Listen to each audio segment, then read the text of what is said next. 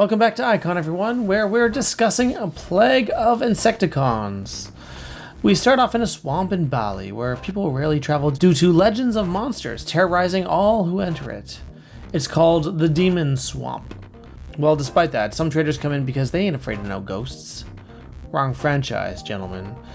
These demons actually turn out to be gigantic robotic insects, and they are plenty afraid of those. These robots consume all the grains that they're carrying and crave more, so they're off to terrorize a nearby village too.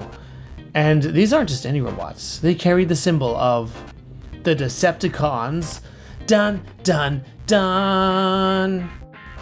At the Autobot base, Spike hears a report about robotic insects and feels that it's probably worth looking into, and because suddenly the Autobots are going to take orders from a 15-year-old kid, they jump inside Skyfire and head on their way to check it out. Sending a message to Optimus to bring the team there too, because I guess Optimus is cool with taking orders from a teenager as well. Laserbeak, the all-knowing, also comes across a transmission about robotic insects and reports to Megatron. Ol' Megs wants to know what's up, so he takes Thundercracker and Soundwave to scope the situation out. I guess Starscream is still in the dungeon from the last episode.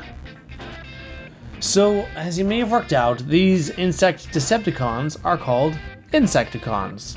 Using the Icons suffix would be an ongoing theme for Decepticon subgroups going forward, but none of them are quite the perfect portmanteau as the Insecticons are. The three of them are Shrapnel, Bombshell, and Kickback. These three reap the land of the small village, and the Autobots show up to stop them by enacting their plan of standing around and getting shot at. Regardless, they gloat about how the Insecticons are outnumbered, and this makes them bring out their special abilities, like cloning themselves, so there are tons more Insecticons in the field. And the Autobots are in such shock that they continue to do absolutely nothing but hide and crouch in the grass. Hey, did anyone remember to bring the guns? I thought you brought them.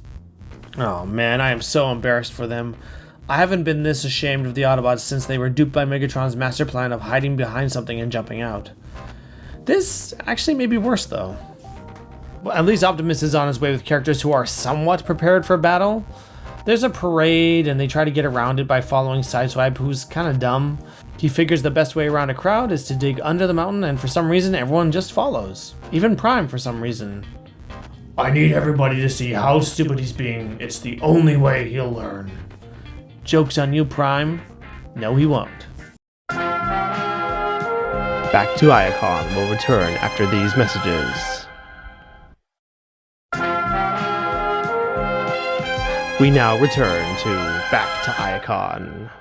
Anyway, these scenes don't really amount to anything, so we'll just skip right along to Megatron showing up at the swamp and recognizing their lair as a Decepticon escape pod.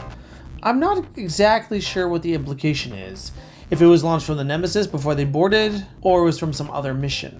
If it was the former, I find it really hilarious, imagining these doofuses hearing that they're about to board the Autobot vessel and just abandoning ship to avoid the conflict. I kind of hope that's what the story is, really.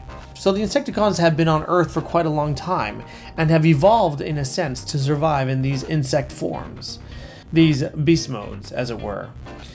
But that also explains why they're able to convert the grains from the farms directly into energy, rather than having to store the raw materials into cubes like most of the Decepticons. Their bodies must have adapted some kind of energy converter in order to survive. The downside of being alone on Earth for so long is that some of their light bulbs have dimmed, so to speak. The light bulbs in their head, if you weren't catching my drift already. Megatron finds the Insecticons on their one-sided standoff with the Autobots and jumps in to say howdy. Howdy! Howdy, howdy! Megatron and the Insecticons hit it off right away because they share a common interest in shooting the Autobots. Keep in mind, the Autobots came with every intention of schooling the Insecticons, but have yet to actually shoot a single shot themselves. Who brought the guns, guys? Optimus comes in and actually takes action opening fire on Megatron.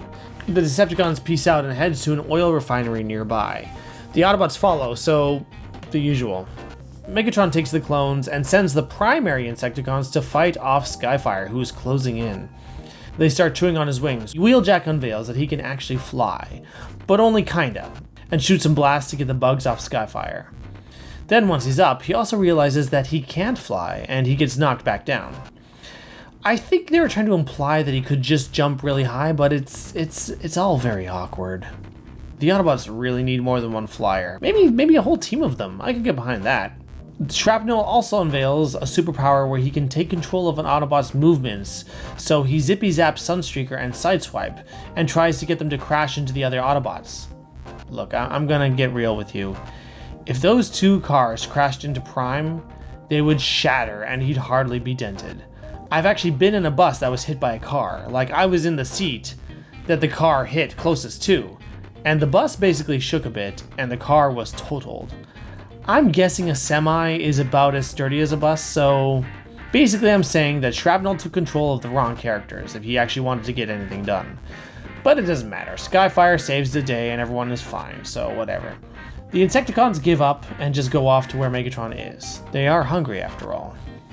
Well, old Megs has been collecting loads of Energon, and when the Insecticons show up, he tells them to just guzzle out of the old boat. So they do, quite gladly. Prime and company show up, and of course they start messing up Decepticons. The usual fight ensues.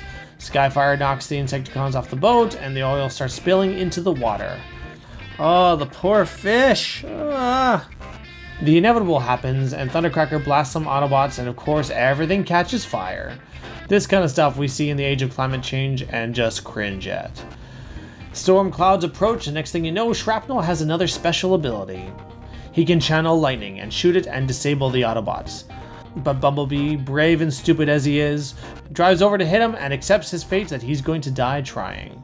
But don't worry, he's gonna needlessly bring Spike with him so he can die too. That's what friends are for. But after a lightning blast, nothing happens, and they work out that it's because of the rubber tires. It stops the electrical circuit. Oh, it's just so cute when they try and do for real science.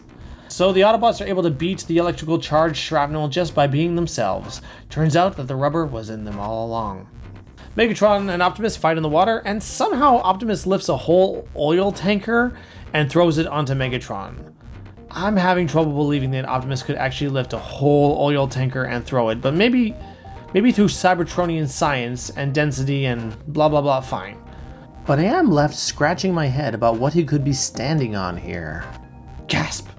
Maybe it was the tires again! Anyway, after that, the Insecticons agree that Megatron sucks, so they eat all his Energon and ditch him. He gets mad and chases them, because that's how these things usually end, and Starscream isn't here for Megatron to get mad at, so gotta happen to someone. And the moral of the story? Don't be Megatron. Yeah. I feel about A Plague of Insecticons very similarly to how I feel about the Insecticons themselves. I want to like them, but there's so much stupid stuff that it drives me crazy. The characters have a lot of potential, but I have a lot of frustration, particularly with how they are in this episode. Trying to capitalize on the success of the Dinobots, they further the idea of robots turning into things other than vehicles. And to that end, they are successful. I really like their designs, and would have loved having these toys as a kid. And the concept of them evolving to survive on Earth for so long, being able to convert any matter into Energon to fuel their bodies, is actually really interesting. However, that idea is really only glossed over, all things considered. More so, this episode feels a lot like a toy commercial. Don't start on me saying, yeah, it is a toy commercial. Of course I agree, but this one more so to the point where it dominates the story structure. Notice that every time you see them, they're pulling out new superpowers. You can basically punctuate every mention of one of their new abilities with footage of kids going, "Whoa! Whoa!" And these superpowers sure make the Insecticons overpowered. Like cloning, mind control, channeling lightning, like what can't these guys do? Also, while I appreciate that they were trying to make these characters sound distinct, the extra effects over the vocals often make them really hard to understand. Not to mention Shrapnel's speech impediment on repeating the same words needlessly confuses me even more. Maybe pick out the extra effects or the speech impediment. As it is, it can be more frustrating to listen to than actually cool. Soundwave is hard to understand, but the effects lend more to his character. He's cold and calculating, and him having that extra robotic sound complements that. There are so many things I can't quite wrap my head around, like why did Skyfire and company just land and do nothing as the Decepticons shot at them? And what was the point of the Insecticon clones? They didn't do anything except for temporarily outnumber the Autobots. but they would be outnumbered by the time Megatron showed up anyway. And then they didn't do anything during the climax except for turn to dust. And what was the whole point of that shortcut storyline where Sideswipe takes everyone the wrong way and starts drilling through a rock? Like, what did that accomplish? Why not just focus on making the fight between the Autobots and the Insecticons interesting? Save the valuable screen time, and then Optimus gets there when he gets there. The jury's still out if I can get behind the Insecticons as a whole. Maybe the next appearance will win me over, but we'll see. But as for A Plague of Insecticons goes, it's a 2 out of 5. It's some interesting ideas, sadly not explored to their fullest. And now at least we know to stay out of anywhere called a Demon Swamp, because let's just use our common sense here, people. Come on.